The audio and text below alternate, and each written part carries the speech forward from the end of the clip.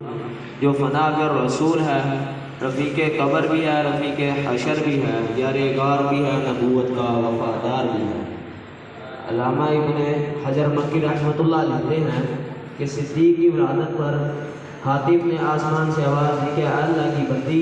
यही अबू बकर सिद्दीक़ जिनका नाम अब्दुल्ला, इनके वालिद का नाम अबू कुहाफ़ा उस्मान है, कुनियत अबू बकर है, लक़ब अतीक़ व सदीक़ है,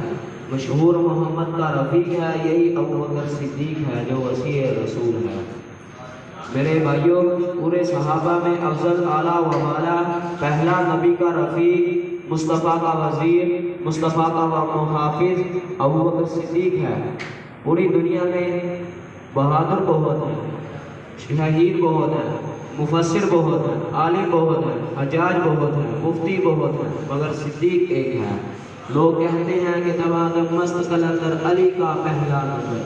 मैं भी कहता हूँ उनका भी पहला नंबर मगर शुजाअत में, अबू बकर का पहला नंबर मगर खिलाफत में। खुदा की कसम,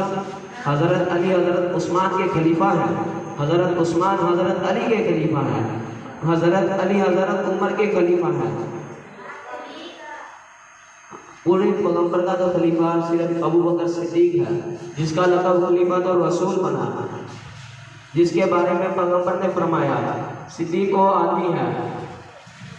जो जिसके ऊपर वमा